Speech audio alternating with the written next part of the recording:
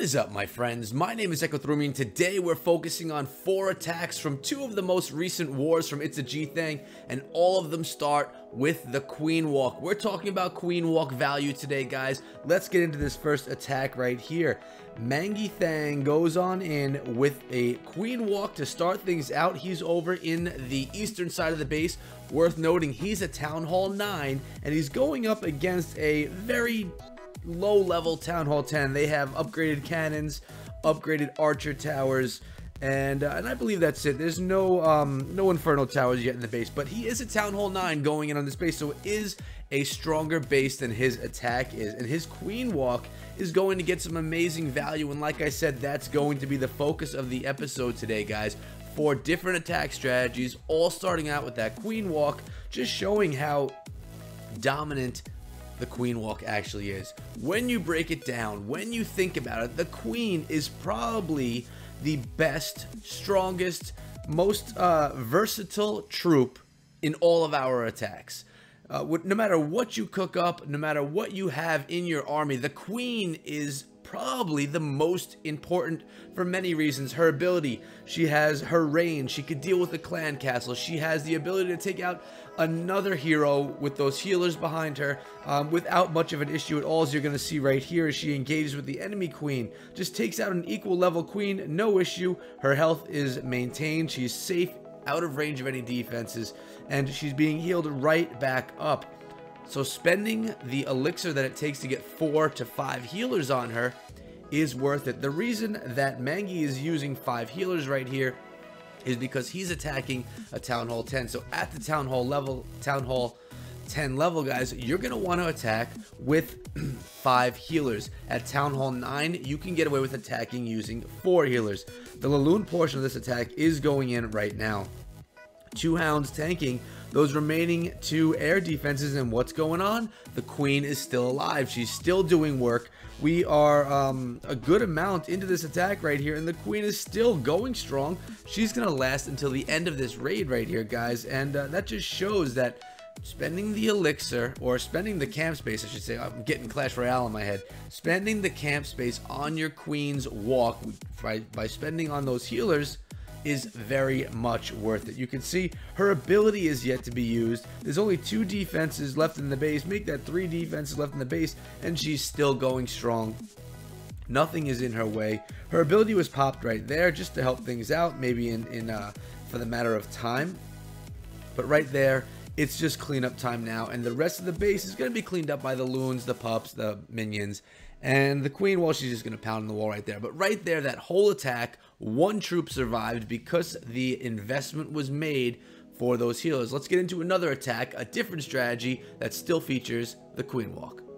Alright, in this one, guys, the Queen comes in yet again with a 4 healer Queen Walk from the western side of the base, and as you can see, MVP is going in with the Laloon attack as well. But this one against a Town Hall 9 base with a lighter Queen Walk, using less camp space, only having 4 healers in the attack, and you're going to see how he gets it done right here. Goblins beating on her a little bit, poison spell on top of those balloons, which are going to assist that Queen in cleaning them all up really nicely and easily here. Those balloons are not going to be able to get to her, do any work. The poison's doing a good job, and there she goes. She's still going strong. She's going to have to engage with an enemy Queen right here and the Expo, so let's use that rage spell. That's another thing that's important to discuss with the Queen Walks. You want to utilize the rage spells. Putting the Queen under rage along with those healers makes her attack faster and stronger, and makes those healers heal faster and more efficiently. So right now she's under fire with that mortar, 2 cannons, and the Expo, which was taken down. So he decides to go with another rage spell, which again, you need to make those investments to keep that Queen Walk going. The Laloon portion of the attack is coming in. 2 air defenses were taken down by the Queen Walk. So great value already out of what she's done, and she's still going, and her ability was used. She's being beaten down a little bit here, guys. I'm not sure if she's going to make it. Let's see.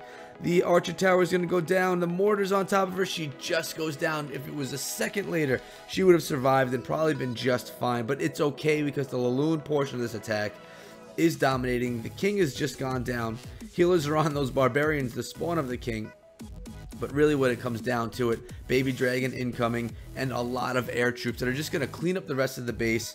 And like I said, with one archer tower left in the base, this is as good as done. The queen walk got her job done. She dealt with the clan castle, she dealt with the enemy queen, and she took out 2 air defenses, which is a great value and a great job done by our queen. Let's get into another one.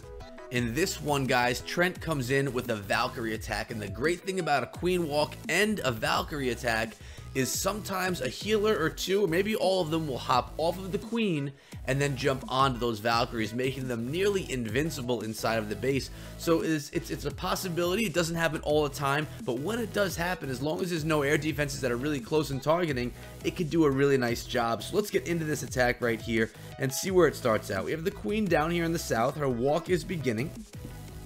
I'm going to start cleaning out this base a little bit at a time. The main thing that you're going to try and do in most of your attacks with the queen is lower the clan castle and take it out, and then possibly take out air defenses if you have an air attack, or take out the enemy queen. That's usually the goal. Here we have a hog running in there just to try and just so that hog can lower the clan castle, and out of it comes a dragon and a baby dragon. So our queen is dealing with a baby dragon, a dragon, and the enemy queen all at the same time. With that rage spell on top of the queen and the healers, it is not an issue at all. Completely demolishes all 3 of those troops. The best troops in the enemy's game, the dragon and the queen, were taken out by our single queen and those healers under rage. Beautiful dealing with that clan castle right there. Here we go, the funnel's being created because that king is being used with the wizard behind, just so that those Valkyries path in the correct direction. As we all know, Bowler's coming out of the clan castle right there as well, guys. As we all know, those Valkyries, they like to run in their own direction. Those redheads have a mind of their own, but you want to funnel nicely for them. And the queen walk continues. Yet again, Valkyries on that air defense. Bowler's doing some work on the expo along with the queen. The rage spell, and here we go. Like I mentioned, guys, those healers are now following the Valkyries around the base. More Valkyries are going to take out the other air defense, which is going to keep those healers alive for a little bit longer, although they are being targeted by that expo and those Teslas, so they're not going to finish the attack right here. Those healers will be going down. Queen's working on the Tesla. Actually, that healer survived a little bit longer because of that queen's clutch shot right there. But I love Valkyrie attacks, guys. They're exciting. Sometimes you just don't exactly know where those Valks are going to go. And the queen had that healer hop back on top of her for another moment right there. What a gorgeous attack done by Trent. Really featured that queen walk, took out what it needed to take out before the Valkyries were sent in. And then the healers hopped on over the Valks and kept them alive longer than they would have survived without. I have one more attack. It's from the most recent war that we just ended. Let's get into that one. And in this one, guys, we're going in with the Grundinator. This is a 6 healer attack, a Town Hall 9 attack strategy. The Queen is going to get 4 healers on her. And then the P.E.K.K.A. is going to get 2 healers on her. And this attack, I mean, I've had it on the channel before, and it's a dominant attack strategy. Basically, the whole attack is a huge kill squad. And we're going to see the Queen walk starting right here in the southwestern side of the base. And the P.E.K.K.A. is going in as well. Healer's going to target that P.E.K.K.A. as she starts getting targeted by the cannon. Valkyries and the P.E.K.K.A. beating on that wall. The Queen's shooting over the wall. Bowler's coming in. Basically, the Valkyries and that P.E.K.K.A. opened up the base rather than having to use any bombers or wall breakers, I should say, or any jump spells. So base is being opened nicely with those Valks and that P.E.K.K.A. as usually happens. Valkyrie's going to work on the enemy Queen, taking her out right now. And the Queen walk is still doing some work right here, guys.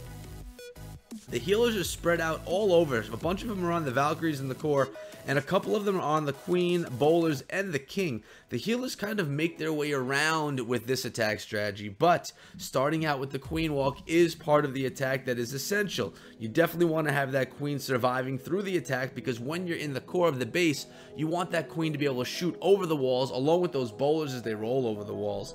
And the P.E.K.K.A. and the Valks, they're going to be doing that ground damage, opening up the walls for you, and really allowing our troops to get through the base rather than being stuck in the compartments. We have a couple of wizards and baby dragons in there to help clean things up.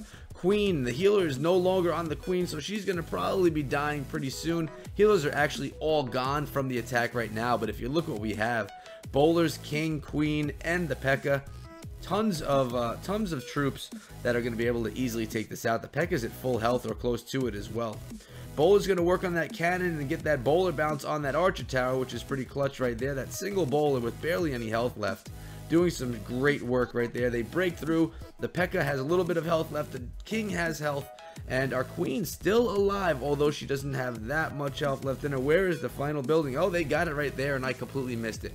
But guys, that's the queen walk. That's the value. And you know, if you ever look at 10v11 hits as well, you're going to see a lot of those Town Hall 10s starting off with a 5 healer queen walk for 2 reasons. 1, because they can gain a lot of percentage in the attack, and 2, there's not enough troops or camp space to start up and activate the Eagle Artillery. So it's a great way to start Town Hall 10v11 attacks, in my opinion. Probably one of the best, in my opinion. But guys, that's been it for today. What I want you to do in the comments is let me know if you like to use queen walks in your farming or in your war attacks. If you do, let me know. If you don't, let me know. But guys, I want to thank It's a G Thang for having me over here yet again. I'll be coming back and forth between It's a G Thang and Divine Justice for the most part, and sharing some of the great things that happen in those 2 clans with you guys. Today, we talked about the queen walk. We'll probably talk about it again when I get more great attacks that really feature it well.